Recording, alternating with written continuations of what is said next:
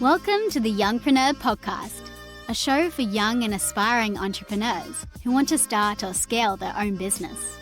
Our podcast is dedicated to helping young people find a community and resources to start and grow their businesses. Hosted by Charlotte Enever and Linda Reed Enever, our passion is seeing the future of business grow. Hey, welcome to the Youngpreneur Society podcast. I'm your host, Charlotte Enever, and joining me today is Tam Relia.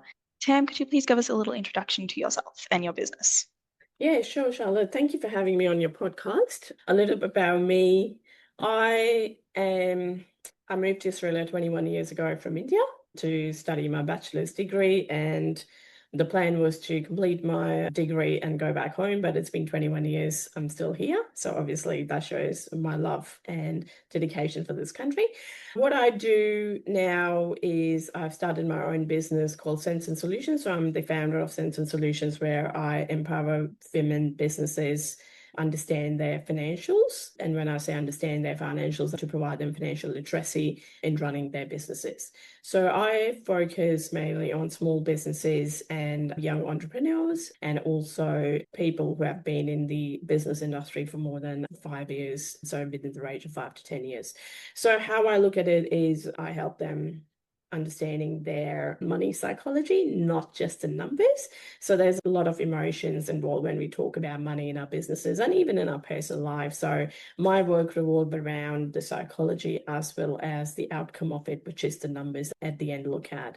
So yeah, my mission is to help and educate as many women in businesses as possible, and to make them more confident, and to make them, show them the path from clarity, because I've seen a lot in my experience that a lot of the business owners are actually making decisions out of chaos and not clarity. One of the reasons for that is because they're not financially confident or have enough understanding of their numbers. They're definitely running the businesses because they're great at what they do, absolutely. But for some reason, we as women, unfortunately, don't put too much learning on the finance side of running the business, but we only look at the operation side. So that's where I come in, and I bridge a gap between an accountant and your everyday business decisions. And previously I was an ex-accountant for the last 16 years, and I wanted not to be another accountant, and that's how Sense and Solutions was formed. Yeah, I really love that. That is possibly one of the most important parts of business I've ever heard. Yep. I know I'm a little biased towards marketing because of my parents, but I think understanding your money is very important. I learn that more and more every day. Yeah. So what Absolutely. inspired you to start your business? Yeah, going back a few years ago, even though I've been always in the finance industry, worked with different industries and at different finance roles, I had to go through my own journey where I went through divorce, unexpected divorce. And even though being financially savvy, I obviously couldn't. We made some decisions, my ex-husband and I, and there were issues going on, as usually happens in the divorce. So we couldn't agree on something, and we actually had to lose everything. All my assets and everything has to be taken away, which was very hard because I had a very good stable income. I had my few investment properties. So I thought to myself, I don't have to worry about the next 50 years of my life. But then life happens. And when it happens, you don't know, you have no control on it. And what that made me realize is I had to go back and rebuild my life. So I have to start from really basics, understanding that when I was younger, what my parents instilled on me, like especially my mum, because my mum was very good at managing money. So I always had that in myself, but I had to rebuild, because when you're going through a hard time, you feel like all those emotions come to you and you're like, oh, imposter syndrome and whatnot. You've got to deal with it. But what kept me going was that mindset, that positive mindset that money is just a tool. That's okay. It will come back to me. I don't have to worry about it. And that's exactly what happened. I went to London for a change out of Australia. I wanted to just go out. And then I landed up with an amazing job, started working with the renewable energy at the time, which was amazing. And I had actually earned triple the amount of money that I've ever made in Australia. Wow. Yeah, it was really good opportunity, and I learned so much. And that mindset changed the whole life for me again. I met my husband, now we've got my son here and everything. So life just started again. So, and as I said, like people get stuck on, oh, we need X amount of dollars in our bank account. It's not about like you need that, but yes, you do need that. But what's important is how that can actually amplify your life. So understanding that money is just a tool to make more in this world. So that's how it all started, because it took a lot of work for me to rebuild myself. And then a few years down the track, also what happened was my sister started running a business in America. And while she was running the business, she would always obviously have to make everyday decisions. What line do I need to say? What was my pricing? But whenever we would have the conversations, I heard she was always stressed. She was always tense. And she was making money, but she was not making enough money. So I call it a survival mode, as most of the solopreneurs do. We try to survive, not thrive in our businesses. And hence we reach a stage where like, oh, I'm drained out. Like I can't work on this anymore. I'm spending too much time. So something needs to change. And that gave me an eye-opener of like how she is struggling, even though she puts her effort, like she's worked 12 hours a day, but then she's not making money. And when I started having chat with her, she's like, oh, I don't understand P&L. I don't know what balance sheet is. Can you prepare that for me? Because I need to give it to my tax accountant. So she would reach out to me at the end of the year as well to prepare her financials to file tax. That's all she knew, that she had to file a tax, nothing else. And then that's where it started. And then I went out and I started doing a lot of research. I went to a lot of networking events, women specific as well. And what I heard was people are very good at what they do. They know their product, but they don't know anything else around it. And that's how Sensor Solutions really started. And as I said, my goal now is to empower those women to actually make decisions with confidence, clarity, and grow their businesses. We all have our businesses to make our life better, right? No one wants to go into the business to make their life worse. So if our goal is to make our life better, so let's use it to our advantage. Let's make it worthwhile for us, because we do put a lot of effort in it. Yeah, there's some really important lessons in there. I'm definitely going to be like listening back to this over and over again. So, with all of your wisdom around money and understanding it, how do you maintain a work-life balance? Yeah, how do I maintain a work-life balance is I don't work on Fridays. That's my no-no. And I have made that very clear when I was setting my business, because my family is also really important for me. And I've got a child who is ADHD, so he's neurodivergent, and my husband's neurodivergent too. So we've got like a lot of neurodivergent, amazing people in the family, but obviously it can be very challenging at times as well. One thing I've made very clear is the days that I need to spend with them, I need to spend with them. And also what I have started doing to do my work-life balance is I actually do my goals listing. And that goals could be like my everyday goals or every week goals. So sometimes it could be like the main 3 things that I want to do it today. So I'll only focus on that. And then it's up to me how long it'll take me to finish those tasks, those goals, right? So it could be very simple. Sometimes it could take, say, if I have to answer emails and stuff, so that I could block that time for answering those emails, so that I'm really just doing that. And then the next time will be if I need to prepare for a podcast, my speaking events, then that 4 hours will only be dedicated for that.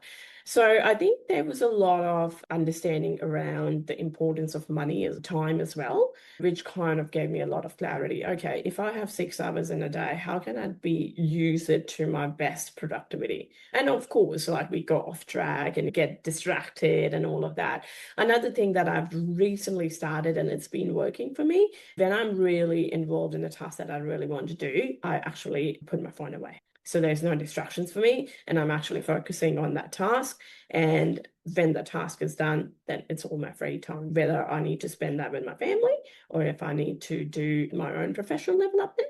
So I go back to my goals and what's actually making me closer to my goal and what's actually taking me away from my goal. So those are the 2 questions I ask myself, like task which makes me closer and task which makes me delaying my goals. So I put them on the later. So that's how I prioritize my work, and that's how I create the work-life balance. But I'm in the business to not in it, but on it, if that makes a difference. Yeah, that does. Because I want a business to run without me. Yes, at this stage, I'm the only person, like apart from my marketing person, but we're still small. But how it's going and how we want to build it, my vision is very clear. My goal is very clear that this has to survive without me being in there. And we're working towards that. That's amazing. Yeah. And the sort of realignment that you described in your daily, that is amazing. I've never had anybody say that before. I know Yeah, it's a like, thing, but like I've never actually had somebody do it. yeah, the thing is, if you're not aligned, it takes so much energy off you. It just takes so much time. And if you're aligned, everything kinds of bring in together. And then you're like, oh yeah, this makes sense. This doesn't make sense. And again, the powerful question of, is it bringing me closer to my goal? It just changes everything. Yeah, that's fantastic. What is your favorite part of running a business? Oh, my favorite part of running the business, good question. My favorite part of running the business is actually networking and speaking. I Yeah. love it. And honestly, I've been in the corporate world and small business owner world in the professional environment for 16 years. And the amount of professional development that I have got and the amount of networking that I have got in the last year and a half, 2 years is I've not seen that in the last probably 20 years. So definitely I feel like professional development and networking are the biggest things that I love about running the business, and the flexibility, of course. We all run the business. We all want flexibility and freedom, absolutely. But then you meet so many amazing people that you've never actually thought like you would meet or you would understand, and listening to their stories and stuff. I think that's my favorite part. Absolutely. Yeah, it is really fun. I only go to networking events every now and then, but they are like quite exciting. Yes, and You it never can know be that these very people are draining as around well. you. Sorry. Yes. You never know that these people are like around you because they're always in your local area and then suddenly you're all in the same spot. Yeah, absolutely, absolutely. And last year I was going to a lot of networking events, but then this year I had to actually make a choice again, asking that question, what events are actually bringing me closer to my goals and what events are not? Because it can be very overwhelming as well at times when you're everywhere kind of Yeah. thing. So you have to be a little bit strategic as well with your time, because time will never come back. That's one thing. Yeah. Get it back. It's a really good one. And I think it's quite a unique point of view as well. Yes. How do you stay in touch with the motivation you had when you first started out? Motivation is a good thing to have. And again, I have a different point of view. Motivation is obviously amazing. That's what gets you get going and stuff. But also I have realized in my own journey is that motivation goes down as well. There are days where I'm like, I don't want to do anything. I don't want to go to any networking event. I want to just be at home. Or I'm not seeing enough clients. Like, I'm not motivated. What am I doing wrong? And all those questions comes to your mind. But what keeps me going is, what is my bigger version? Why I'm here? What is my higher self telling me? And when I use that word higher self, I mean like my higher goal. Motivation comes and goes, and it is an important part, but what keeps you going is the persistence and consistency. And I feel those two are more important than motivation. Motivation just leads you there, but then if you don't be consistent, if you don't be persistent about the tasks that you need to do, motivation is not going to do anything for you. Yeah, definitely. Yeah. Is motivation is just like tiny bit like to push you. Yeah. Yeah. So I feel the consistency is where it all needs to happen. And again, like when you're in the business, when you're young, it's very hard to get demotivated, especially when you see socials and you're like, what? This person's doing great. I'm doing like, what's happening? You tend to get demotivated super quick. But I think it's just going back. It's okay. I'm taking my time. My journey is different to someone else's journey. We're not competing. And I think the way for me to look at it is also, which I have to constantly remind myself, is I'm not here to win. I'm here to collaborate. I'm here to create an impact, and I'm here to give a value. That's all.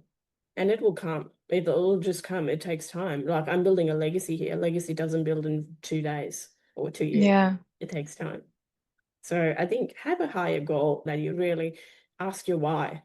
Why do you really want to be in business? Because being in business is tough. It's super it out. It's not easy, but it's very rewarding. But then again, there are days that you'll feel very demotivated and you'll be like, no, I want to quit. And one thing I do want to say is we all come to this stage where we're like, oh, I want to quit. Maybe this is not my thing. And that could be right. That could not be your thing. So again, you've got to go back and ask this question.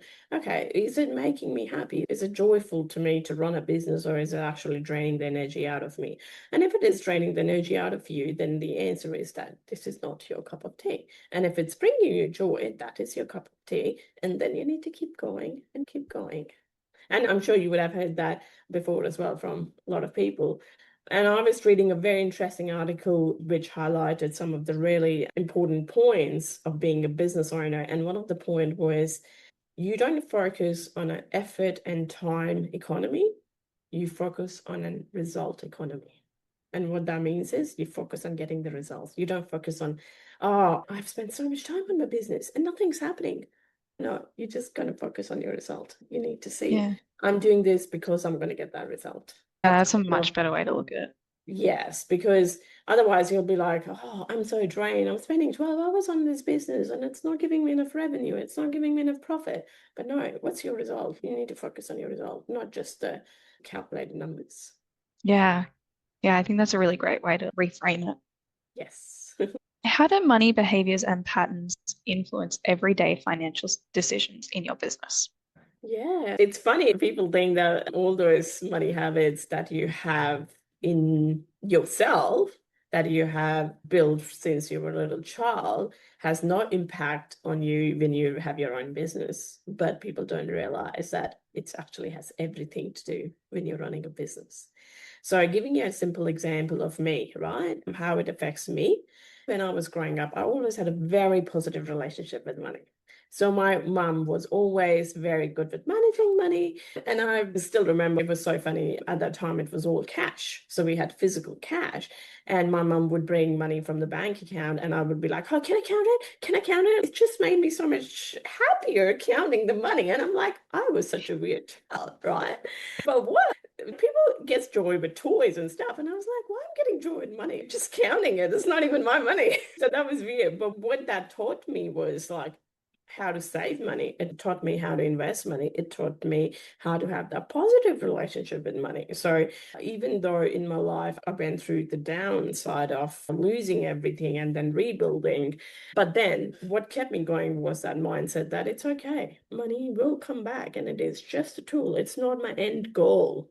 It's tool to amplify my life of what I'm doing right now. It's tool to amplify my family's life. It's tool to give me the things that I want. So that mindset was very crucial when I was growing up. So at least I was very fortunate that my mum had instilled that within me. Or somehow I had instilled whatever, however it came through. So what I do in my business as well now, so if I have to make decisions, I'm going to look at the numbers. I'm going to see, okay, if I need to spend that $10,000 tomorrow that I really need to spend on marketing or whatever it could be, am I confident enough to make that decision? What's the return of investment it's going to give me? And at times, again, not thinking on the short term, but thinking on the longer term. You don't just get results in a few weeks, you get results in months and months sometimes. So having that clarity, that mindset, that even if you're spending money, it is for a purpose. There's a purpose behind it. You're not just spending it for the sake of spending it. There's a difference between that. And a lot of people don't realize that it does affect all these decisions of their businesses. And simple example, youngpreneurs, obviously, I have seen a lot is they feel that, oh, I want my business to be this, so I need to spend this much money. I need to look pretty, so all of that. So they go into the status world, which at times I have seen a lot of people spend money on their physical appearance and all of that because they want to impress someone else rather than them. So what happens is all of those habits come into their businesses because they want their business to look beautiful. Whether it's losing money or not, they have no idea, but they just keep spending money because they're in the habit of spending money. Yeah. And on the other side, what I have also seen is people are too scared to look at their money. They don't even look at their bank accounts. They don't even know. They rely just on the credit cards. And one day they don't know how much money is left in the credit card. They don't know how much interest they're paying on the credit cards and stuff like that. So again, they are too scared to find out what actually is happening in their life. So a lot of people are that because when they were growing up, they've always heard things like, oh, we can't afford this. Oh, no, we need to save for this. Or we can't buy this right now. Or things like that. Like very negative. Or saying similar sayings, oh, only rich people have money. We can't afford it. All of those. So knowingly, Yeah. unknowingly, it comes into your brain, right? And especially someone who's got a very scarcity mindset.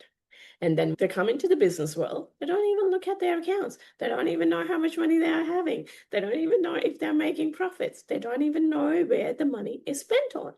And all those things comes to then you are just running the business on a survival mode because you're just chasing one client.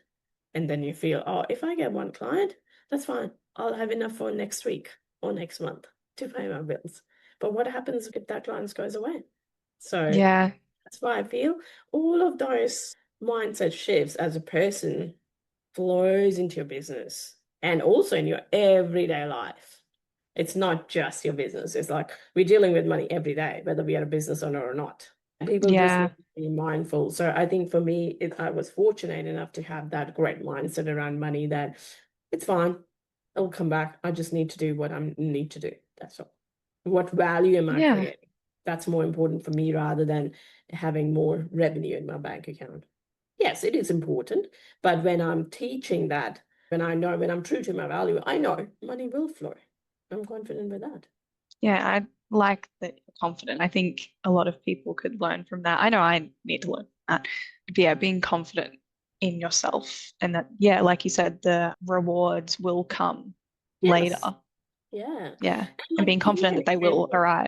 Yeah, and giving you a simple example of my recent client, like when she started working with me, she was overwhelmed. She's like, oh, I don't know. I don't look at the statements. I don't do any of those. And now, 4 months down the track, she's doing the coaching with me. And now she's like, oh, I know how much money we have. She's doing cash flows by herself. So she's so confident making those financial decisions because she's got the power. She's, oh, I know the data. I know these. And now I can actually make a decision based on that, not from fear, because previously it was just a fear and now it's confidence. So your personality changes. So now she's so much more confident as a leader in her business as well. So That's it just fantastic. has There's a a lot of ripple. growth there. Yeah. Yeah, it's funny. Like it has such a bigger impact on you as a person, like the whole personality. Yeah. How does a lack of financial literacy affect everyday decision making? What I have seen is obviously businesses not pricing, like people don't know what to price, for example. And especially youngpreneurs, when they don't have that knowledge, they'll come out of a really good idea that they want to implement or they want to go and sell. But they're like, oh, how much do I price? Do I just price what my competitor is saying? So it could be like, say, $10, but then like, oh, that's a little bit too expensive. Let me put down to $9 because that's cheaper and I feel like more people will come. That's not always true because your brand is different, your values are different. So you can't base your pricing on just an outside data. I have seen a lot of women underpricing their services. They feel that they're not confident. They feel that, oh no, if I price it too high, no one's going to buy it. You're not pricing, it has to be a value-based pricing. So you know how much time you're spending for your value. So you price based on your value that you're going to provide to others. Irrespective whether they can afford it or not afford it, it's a different question, right? So that's where I feel a lot of the things happen. So obviously underpricing happens a lot. And the other thing I see when people don't have financial literacy is like cash flow. They feel, oh, okay, I'm making profit, but why I'm still so stressed about cash? Why don't I have any money in my bank account? So that's another thing because people don't realize those are two different things, right? So they're not the same things that we sometimes get confused about. And again, if you don't understand your numbers, how will you understand your business better? Like, again, giving you an example of one of my other client. She has 3 services, right? And she was spending X amount of time on each of the services, an X amount of pricing, and then two of the services were like where she was getting most of the revenue, but the third one wasn't, right? And she didn't know that until we did the work on it, until she came and had the coaching with me, and then she realized, now when I look at my profit margins, I can see this product number 3 is literally not giving me any revenue or any profit. So the profit margin is so low. So is it worth continuing with it? Probably not. So, at times when you have those clarity, you can actually make a decision. You can pause, you can think, what's working for my business? What do I need to add? Or what do you need to actually take out? Because that's as important as adding. We always think, I'm going to add more services, more products in our business, and that's how we're going to make revenue. No, look at the product that's actually making the more revenue. Look at the service that is actually making more revenue, and then work on that, build that up, and then put all your time and effort into that and have the result-oriented approach that we talked about, rather than focusing on products and services which are not giving any value. So people who don't understand the numbers in that aspect, you can't make the decision. If you're not having that financial confidence, you're just guessing. It's purely guesswork. And you're like, I wish I have this. I wish I have that client. Or I wish I make X amount of profit. But like, how are you going to do it? Like, what's your role? How you want to achieve it? What do you want to take out? What do you want to add on? So I believe like all of those things become a very important part. And then again, the second thing to businesses which want to at a growth level, they don't know how to grow. They're very good at what they're doing, and they're like, okay, I'm making money, but how do I grow this business? But they only know a certain portion. And the research has shown like only 2% of the women in businesses get the VC funding, which is your funding, right, from venture capital. And we have so many business owners out there, only 2%, because they don't know their numbers. I don't know if you've ever watched Shark Tank. Yes, they love your idea, but the next question they ask is, what's your profit margin? What's your OPEX cost? What's your labor cost? And things like that. So if you don't know those numbers, they usually get rejected. And the reason for that is because if you don't know those numbers, you can't really grow your business, and they will not be likely to invest in that business. Yeah, I've got about that about Shark Tank. Yeah, you really had to know that right on the spot there. Yeah. Yep. And it all comes from that little relationship with your business, with your bank account, with your accountants or someone professional that you trust to give you that guidance. Unfortunately, I've heard the businesses only reach to their accountants during the tax time, but there's a lot more before the tax time.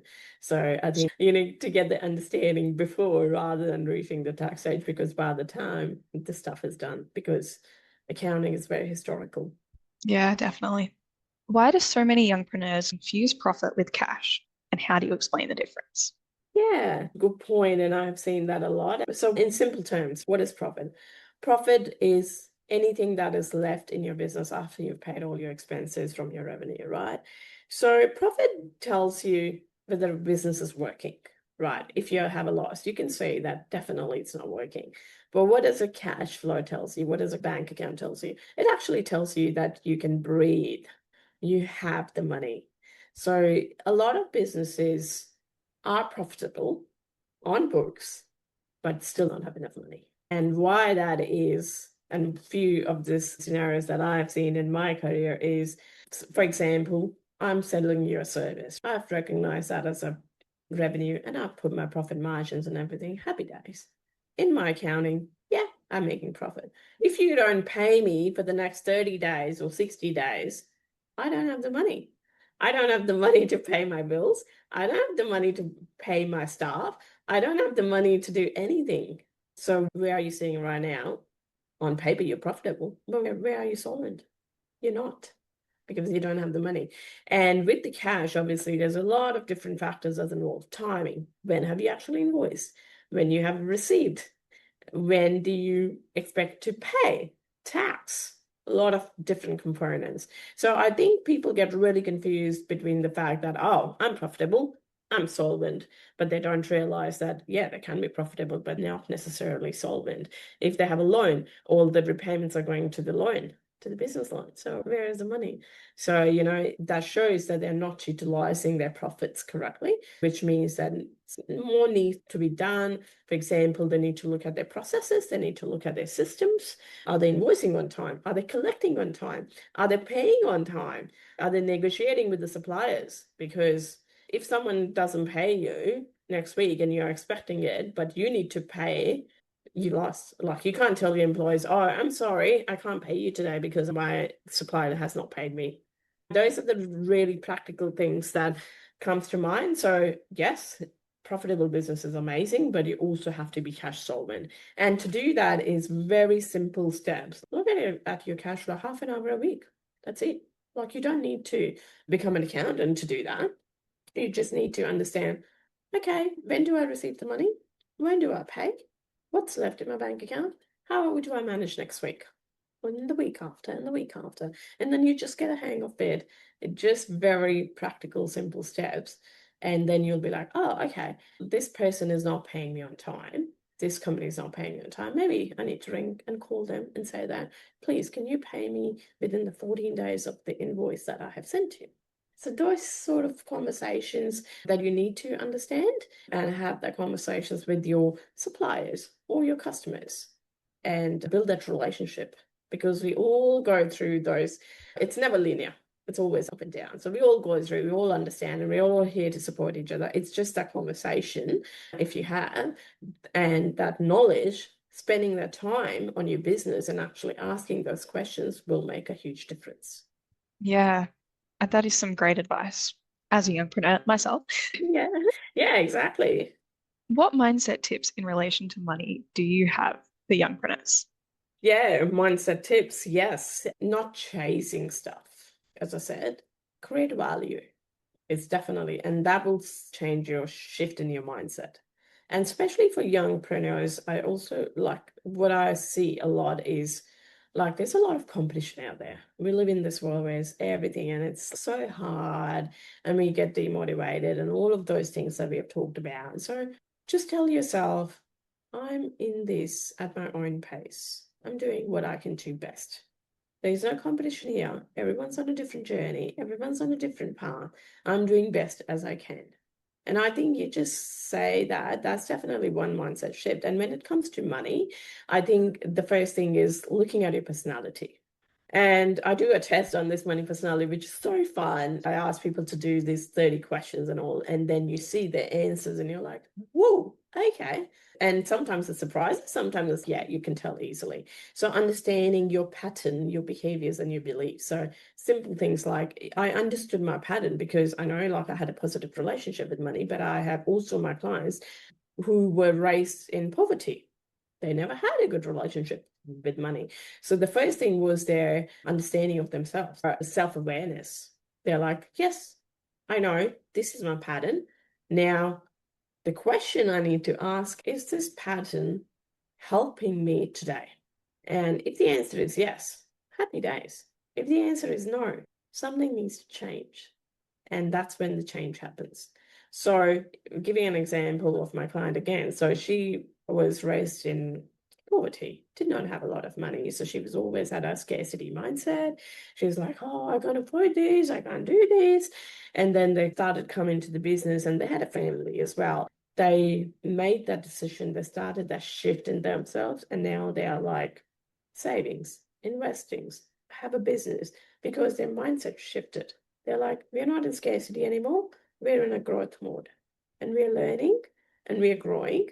And so what served us before that, oh, I can't afford it, they've changed it to, yes, I will afford it in the near future. So that real shift makes the whole change. So I think go back, look at you, what's serving you, what's not serving you, and then make those tiny shifts. And it's not going to happen in one day. It takes a lot of time.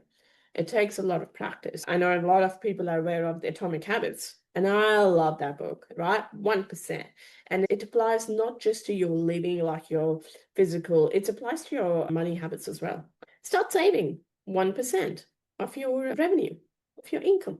1%. That's it. You don't have to do like 20, all of those budgeting that people talk about. Start with very simple steps.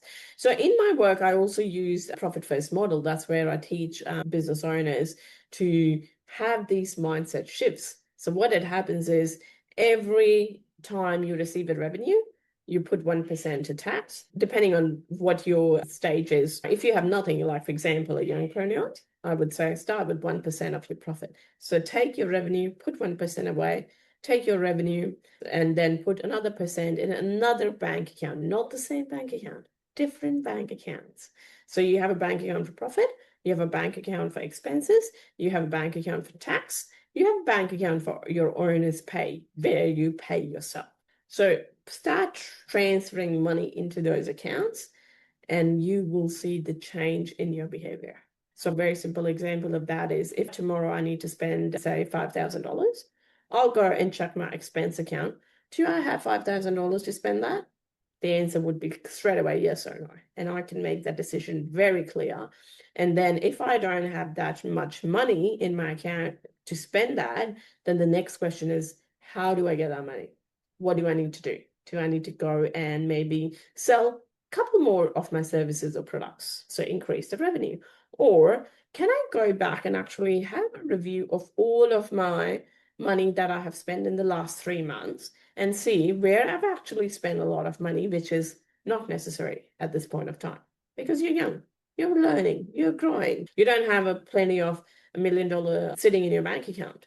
So you need to make those strategic decisions and always putting that 72-hour rule before you spend anything, because we get caught up a lot in our businesses and in our real life as well. We're like, oh, temptation, impulsiveness. We're like, oh, this is on sales. Let's get that. This is really good for my business. Is it really good? Think about for 72 hours before you actually get into it. And if the answer is yes, then absolutely go for it. But if the answer is no, you will clearly see the shift in 24 hours already that, no, actually, I can survive without it. Or my business don't need that right now, but I might look at it later in 6 months' time when I have achieved my goals. I really love that advice. I think I'm definitely going to implement some of it.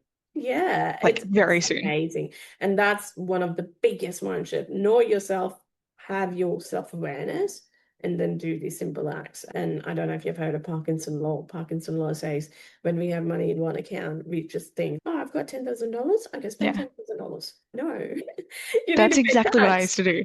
Yeah, exactly. So you need to pay tax, you need to pay yourself, you need to pay your employees, you need to have a portion for profit and all of those things. So when you have separate bank accounts, then your mindset changes. Yeah, I think the separate bank accounts definitely help me understand the difference between, yes, I am the business, but the business isn't me. Correct. So there's a difference between the business's money and my money. Absolutely.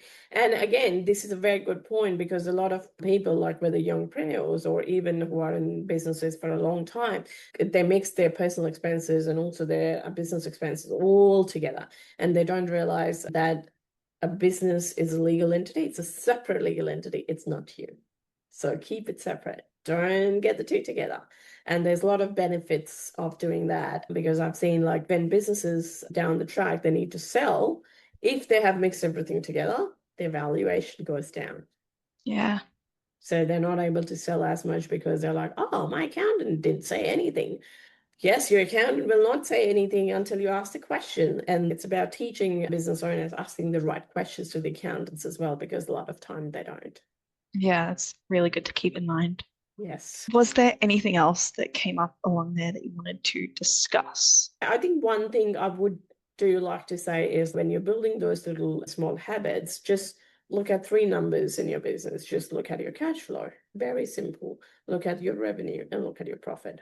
And just build around. You don't need to be an accountant in your business, but what you need to know is you have those visible numbers in front of you for you to make that decision.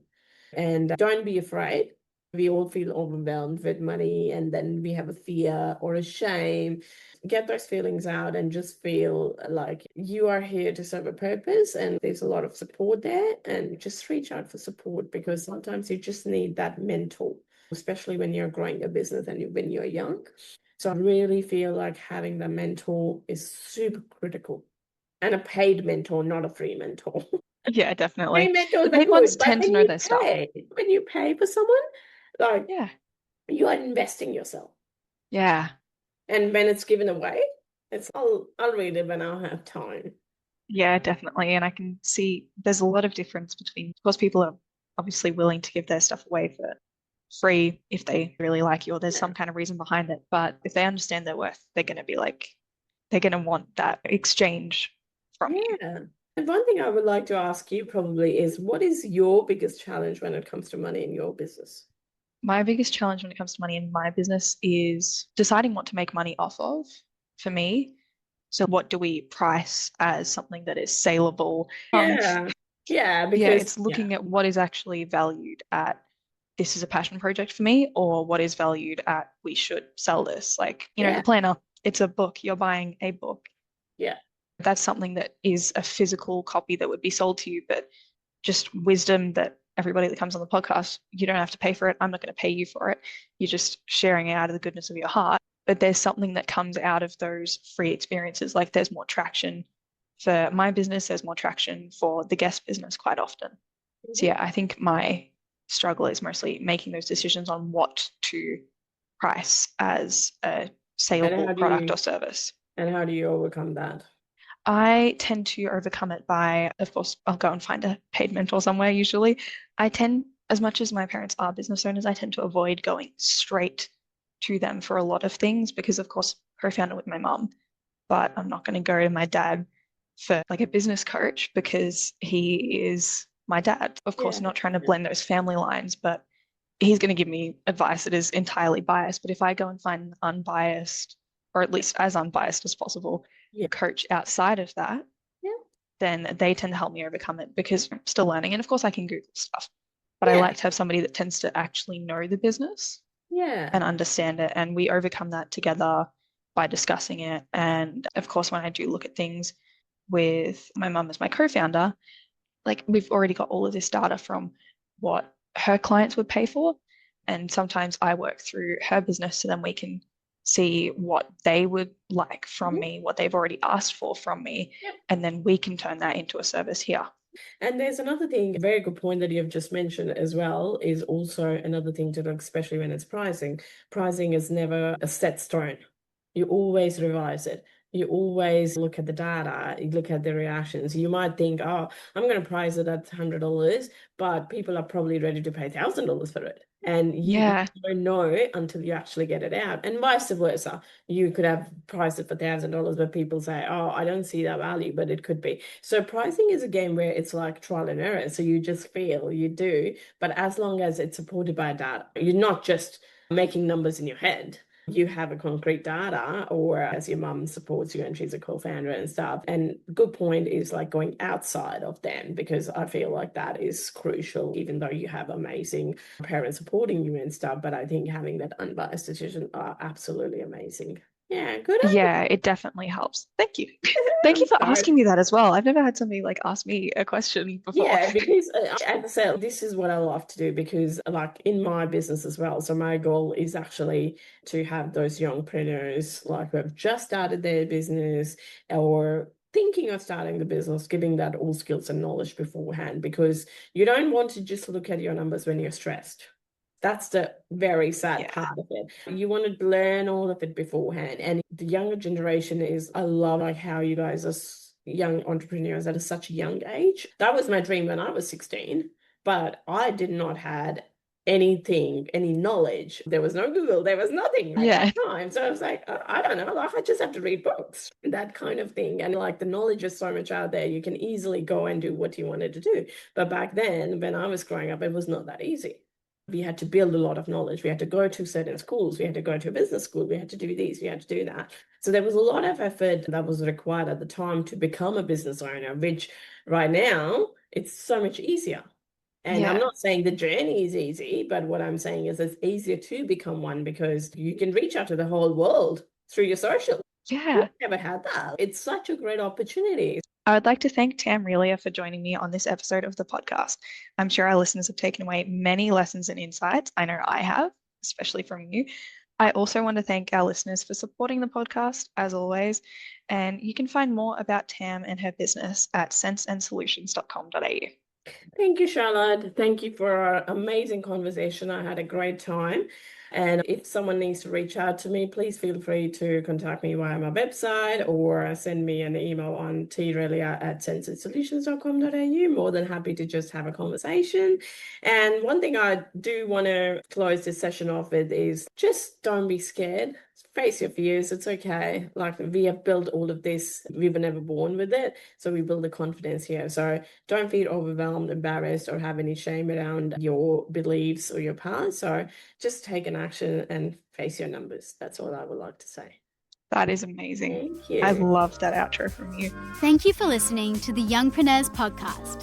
Like this episode? Remember to subscribe and leave us a review. And join us in the Youngpreneur Society, a community for young entrepreneurs to explore the world of business. youngpreneursociety.com